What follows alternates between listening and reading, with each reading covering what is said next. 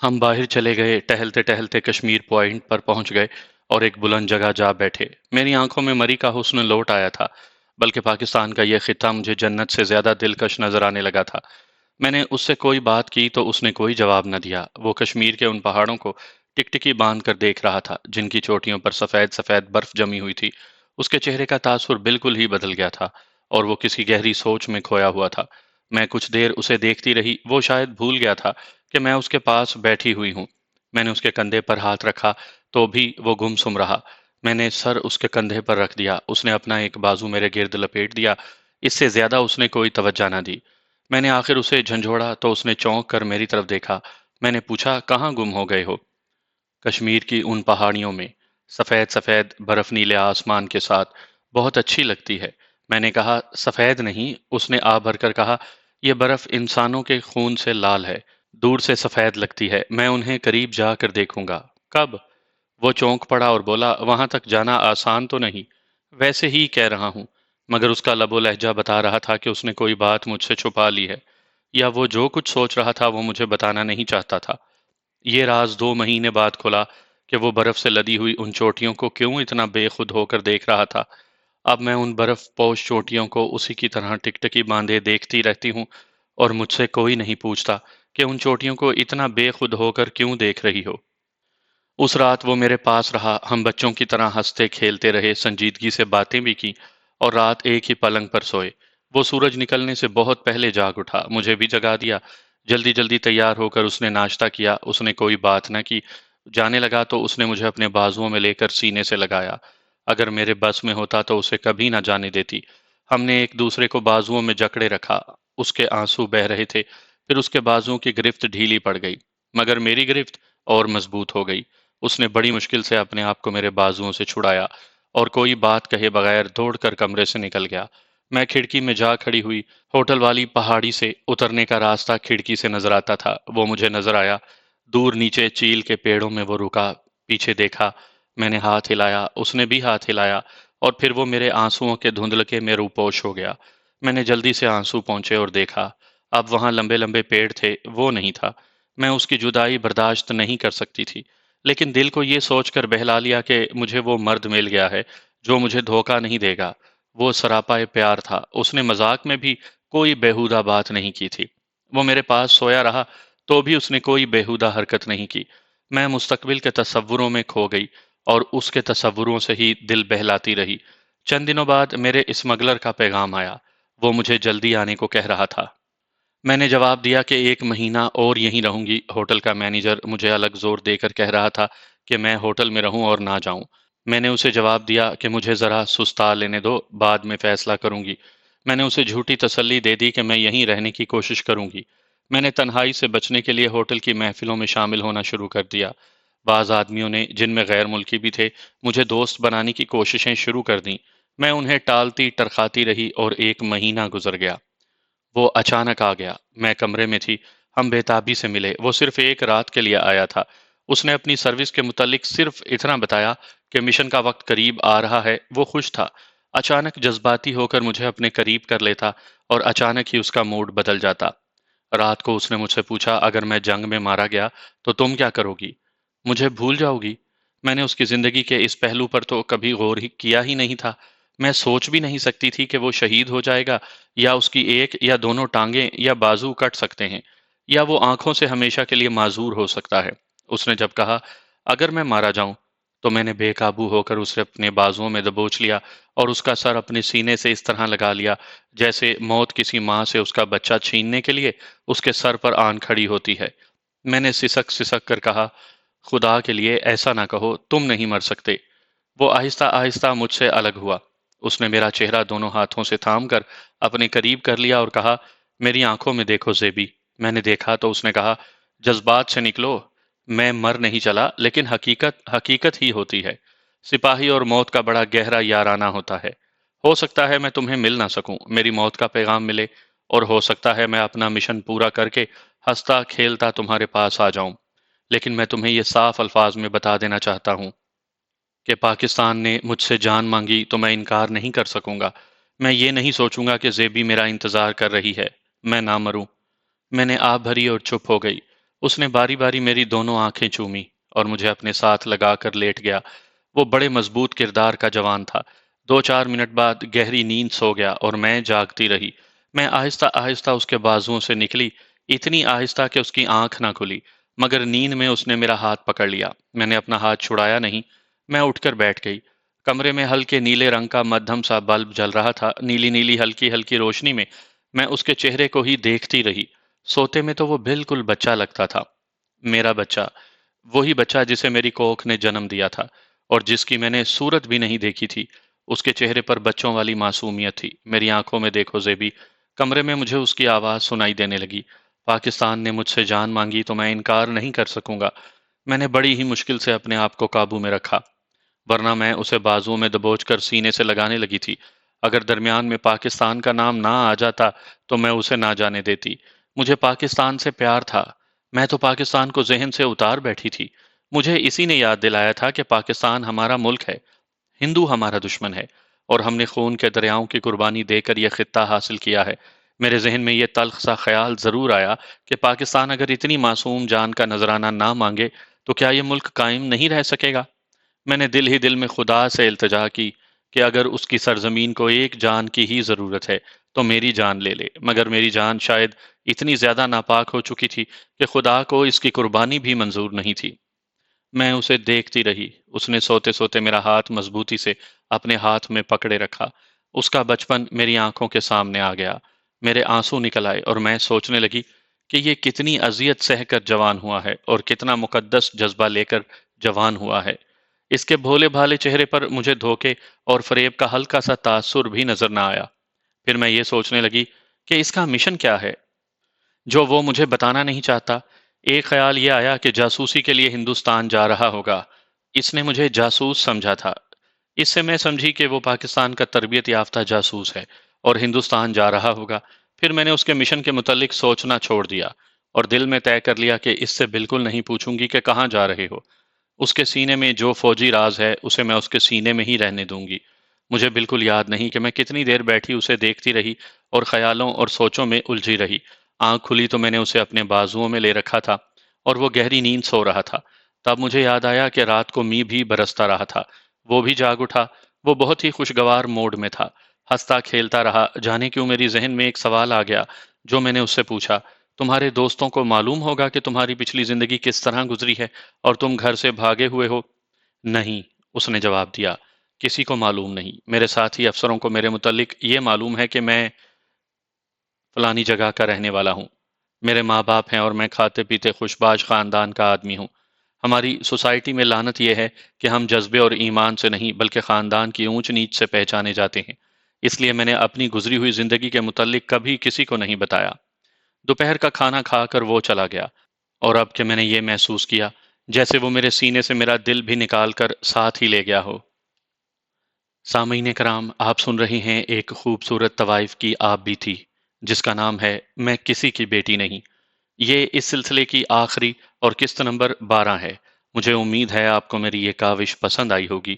آپ نے اگر ابھی تک میرا چینل کہانی گھر سبسکرائب نہیں کیا تو ابھی میرے چینل کو سبسکرائب کر کے بیل نوٹیفیکیشن آن کر لیجئے تاکہ آنے والی ہر نئی کہانی کی اطلاع بر وقت آپ تک پہنچ سکے۔ وہ کہہ گیا تھا کہ 20-25 روز کے بعد آؤں گا۔ میں نے ادھر ادھر دل بہلانے کی کوشش شروع کر دی۔ برقع اوڑھ کر باہر نکل جاتی، کبھی شامیں ہوٹل کی محفلوں میں گزارتی اور کبھی مینیجر کے ساتھ گپ شپ لگانے بیٹھ جاتی۔ اس نے میرے کیپٹن کے متعلق پوچھا تو میں نے جھوٹ بولا اور اسے یہ نہیں بتایا کہ وہ کیپٹن ہے اور میرا اس کے ساتھ کتنا پاکیزہ رشتہ ہے۔ ایک روز ایوب کی حکومت کے ایک بہت بڑے صاحب بہادر نے مجھے ہوٹل میں دیکھ لیا۔ اس کی تو باتیں خوشی سے پھٹنے لگیں۔ سمگلنگ کے سلسلے میں 3 بار اس کے پاس گئی تھی۔ اس نے رات میرے کمرے میں گزارنے کی خواہش ظاہر کی تو میں نے ایک اندرونی تکلیف کا بہانہ بنا کر اسے ٹالنے کی کوشش کی، مگر وہ ٹلتا ہی نہیں تھا۔ اس نے احسان جتانے شروع کر دیے اور میں بات پر نہ آئی تو غصے میں دھمکی دے کر چلا گیا۔ گرمیوں کا موسم تھا، مری میں رونق تھی۔ سرکاری افسر اور سیاسی لیڈر چند دنوں کے لیے مری آتے تھے اور اسی ہوٹل میں ٹھہرتے تھے۔ میں نے ان سے چھپنے کی کوشش کی تھی مگر کوئی نہ کوئی مجھے دیکھ ہی لیتا تھا۔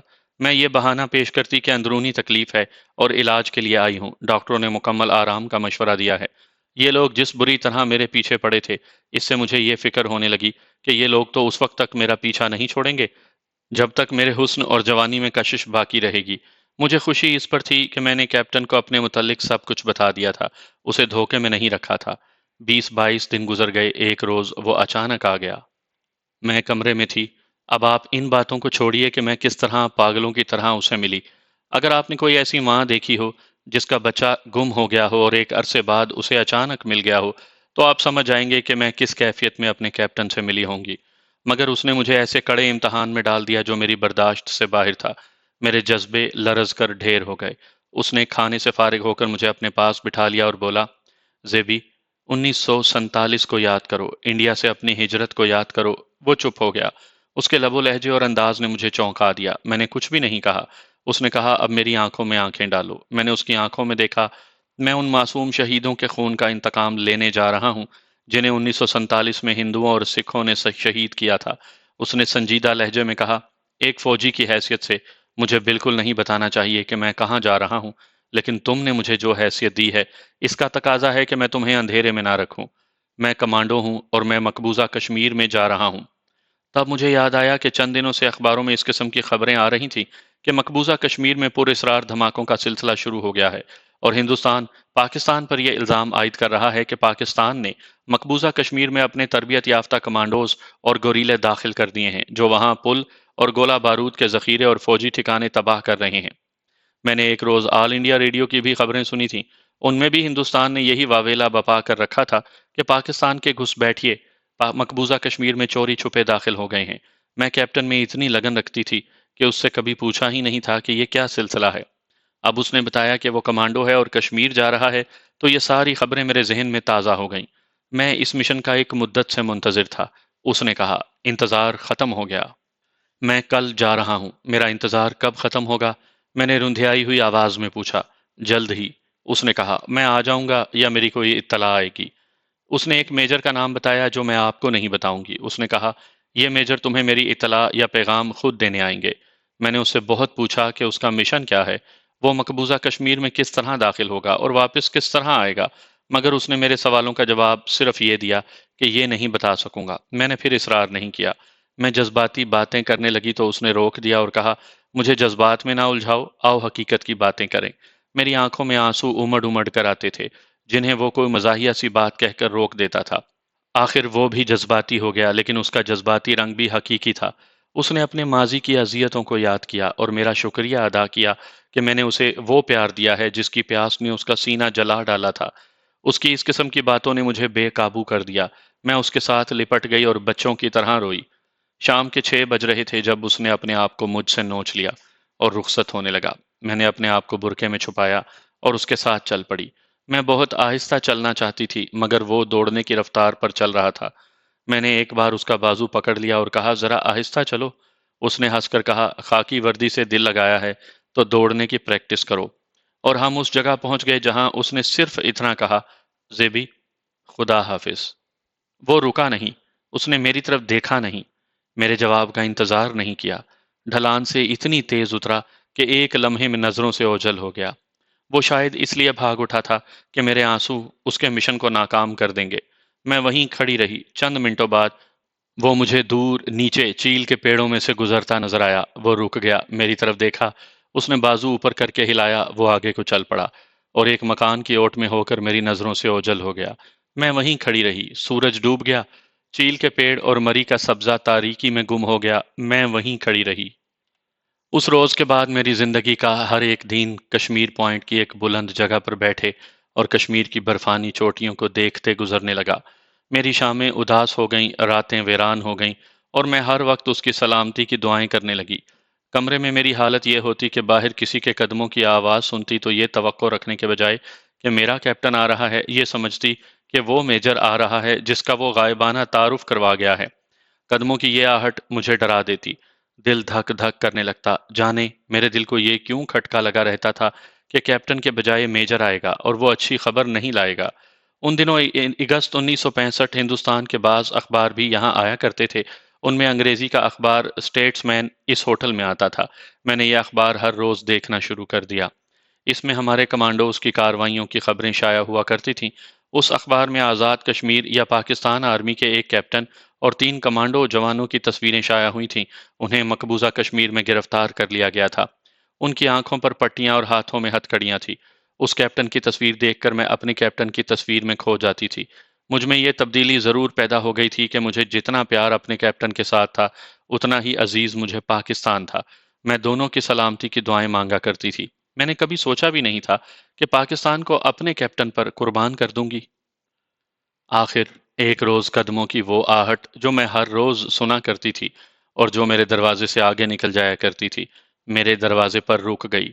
دروازے پر دھیمی سی دستک سنائی دی۔ میں نے دوڑ کر دروازہ کھولا۔ گٹھے ہوئے جسم کا ایک میجر کھڑا تھا۔ وہ وردی میں تھا۔ اس نے سرگوشی میں کہا، زیبی؟ جی، میں نے کہا۔ فرمائیے، آپ اس کی کوئی خبر لائے ہوں گے۔ وہ آہستہ آہستہ چلتا کمرے میں آ گیا۔ میں نے دروازہ بند کر دیا اور کہا، تشریف رکھیے۔ وہ بیٹھا نہیں، میری طرف گھوما۔ اس کی آنکھیں خشک تھیں۔ اس کے چہرے پر اداسی نہیں تھی۔ چہرے پر وہی سنجیدگی اور رونق تھی جو فوجیوں کے چہروں پر ہوا کرتی ہے۔ پھر بھی اس کے چہرے پر ایسا تاثر تھا جو تحریر کی طرح نمایاں تھا۔ اس نے مجھے دیکھا اور چپ رہا۔ میں نے اپنے جسم کے اندر زلزلے کا جھٹکا محسوس کیا اور میں نے تیزی سے آگے ہو کر اس کے بازو پکڑ لیے۔ صبر کا دامن چھوٹ گیا اور میں نے اسے جھنجھوڑ کر رندھیائی ہوئی آواز میں کہا، کہہ دو وہ شہید ہو گیا ہے۔ کہہ دو میجر، میں یہ خبر سننے کے لیے تیار ہوں۔ اس نے میرے سر پر ہاتھ رکھا اور کہا، اس کا آخری پیغام یہ ہے کہ زیبی سے کہنا، روئے نہیں۔ نہیں روؤں گی، میں نے سر جھٹک کر کہا، نہیں روؤں گی۔ اور میری چیخیں نکل گئیں۔ اپنے آپ پر قابو نہ رہا۔ اس نے مجھے چپ کروانے کی کوشش نہیں کی۔ معلوم نہیں میں کتنی دیر ہچکیاں لیتی رہی۔ وہ کھڑکی کے سامنے میری طرف پیٹھ کیے کھڑا رہا۔ لاش کہاں ہے؟ میں نے بڑی دیر بعد سنبھل کر پوچھا۔ کمانڈو کی لاش نہیں ملا کرتی، اس نے میری طرف گھوم کر باوقار طریقے سے کہا۔ سیدھی خدا کے پاس چلی جاتی ہے۔ وہ آہستہ آہستہ چلتا میرے پاس آ گیا۔ اس کی عمر 30 سال سے کم لگتی تھی۔ جوان آدمی تھا۔ کہنے لگا، میں بھی کسی کا کچھ لگتا ہوں، اب میری باری ہے۔